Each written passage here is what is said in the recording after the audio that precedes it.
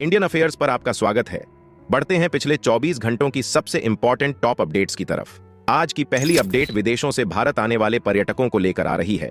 दरअसल भारत सरकार ने एक डेटा जारी किया है जिसमें यह बताया गया है कि इस साल यानी 2024 के पहले 6 महीनों यानी जनवरी से जून तक भारत में कितने विदेशी पर्यटक आए हैं।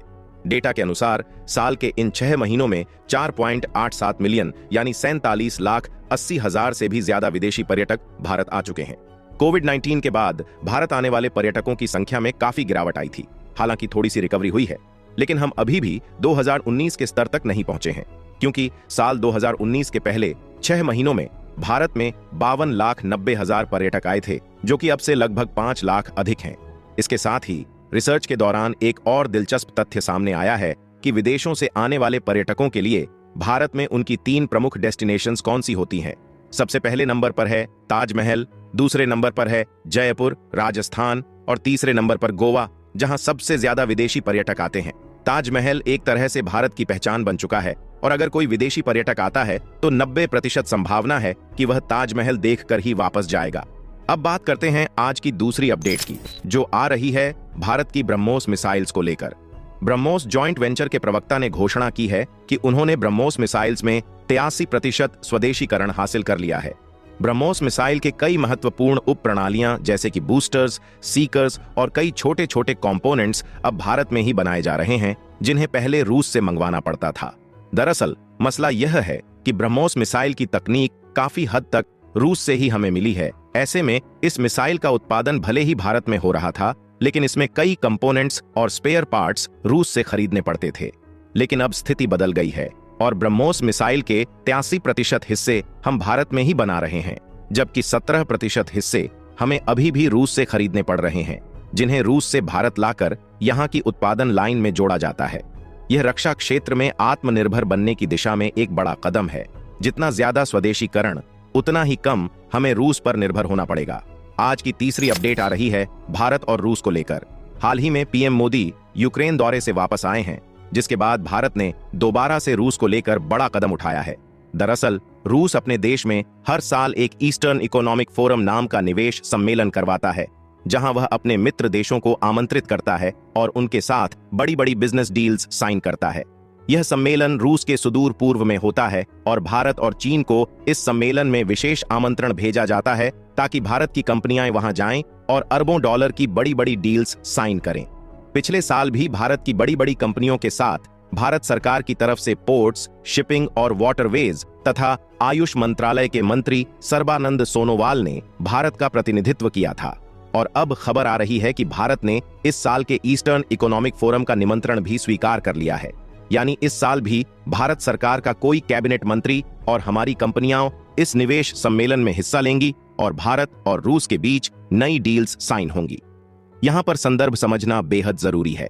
हाल ही में जब पीएम मोदी यूक्रेन में थे, तब यूक्रेन के राष्ट्रपति वोलोडिमिर जेलेंस्की ने मांग की थी कि भारत रूस के साथ अपने सारे व्यापार संबंध तोड़ दे और अगर भारत रूस के साथ ट्रेड करना बंद कर देगा तो रूस घुटनों पर आ जाएगा।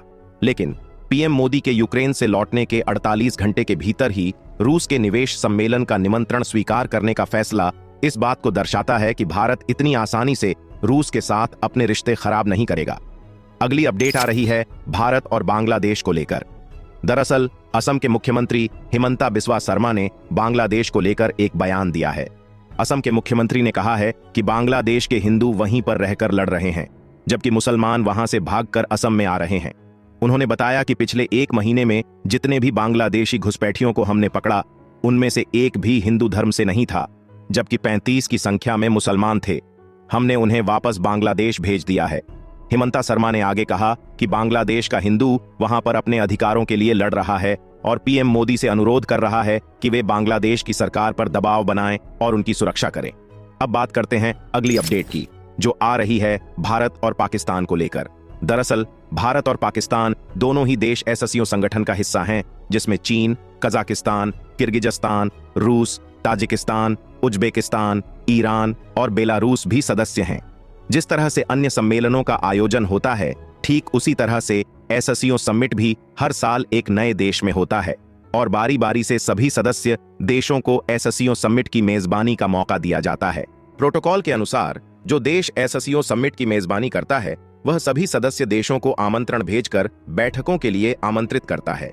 अब क्योंकि इस साल का एससीओ समिट का मेजबान पाकिस्तान बना है, इसलिए पाकिस्तान अपने देश में बैठक करवाएगा और बाकी सभी देशों के राष्ट्रपति और प्रधानमंत्री को आमंत्रित करेगा।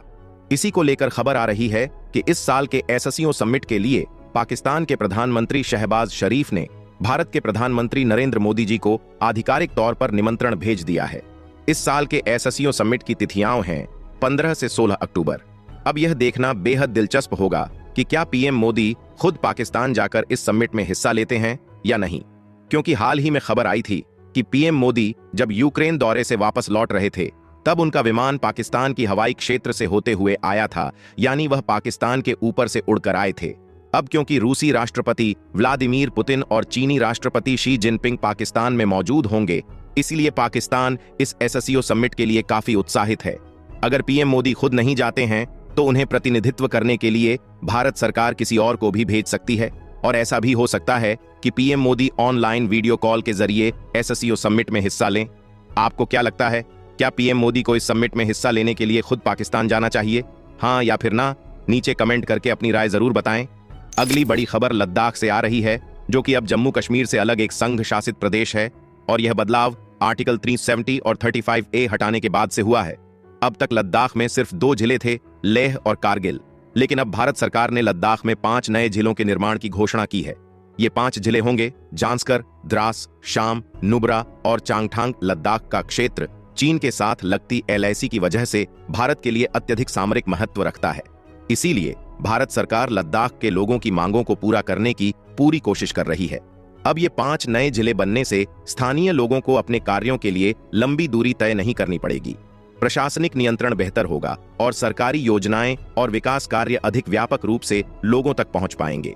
इस निर्णय के बाद लद्दाख में कुल 7 जिले हो गए हैं, जिससे लद्दाख के विकास में और अधिक गति आएगी। यह एक सकारात्मक कदम है जो वहां के लोगों के जीवन को सरल और अधिक सुविधाजनक बनाएगा। आज की आखिरी और बहुत ही महत्वपूर्ण खबर बांग्लादेश से आ रही है। खबर है कि बांग्लादेश की अंतरिम सरकार की विदेशी मुद्रा भंडार लगभग खत्म होने के कगार पर पहुंच चुकी है। इस स्थिति को देखते हुए बांग्लादेश की नई अंतरिम सरकार ने IMF से मदद की गुहार लगाई है। उन्होंने IMF से तुरंत $3 बिलियन की सहायता मांगी है। पिछले 1 महीने से बांग्लादेश में हो रहे विरोध प्रदर्शन और हड़तालों के कारण व्यवसाय पूरी तरह से ठप हो चुके हैं और निर्यात लगभग शून्य पर पहुंच गए हैं, जिसके कारण 7 से 8 बिलियन डॉलर का नुकसान हो चुका है। यह संकट बांग्लादेश की आर्थिक स्थिति के लिए एक गंभीर चुनौती बनता जा रहा है। भारत के लिए यह एक महत्वपूर्ण अवसर हो सकता है। अगर बांग्लादेश में वित्तीय संकट और गहराता है तो बांग्लादेश को भारत की मदद की जरूरत पड़ेगी। इस तरह की स्थिति में भारत को अपने पड़ोसी देश की मदद के लिए तैयार रहना चाहिए, क्योंकि इससे दोनों देशों के बीच संबंध और अधिक मजबूत हो सकते हैं और बांग्लादेश से पाकिस्तान और चीन को बाहर रखने में बड़ी मदद मिलेगी। ये जो हमने चैनल के ऊपर बदलाव किया है और AI की मदद से वीडियो बनाया है, ये बदलाव आपको कैसा लगा? नीचे कमेंट करके अपनी राय बताएं ताकि हमें पता चले कि आपका क्या फीडबैक है। आपका फीडबैक हमारे लिए मायने रखता है, इसलिए कमेंट करके जरूर बताएं। आज के लिए बस इतना ही, आपसे फिर मिलेंगे। जय हिंद, वंदे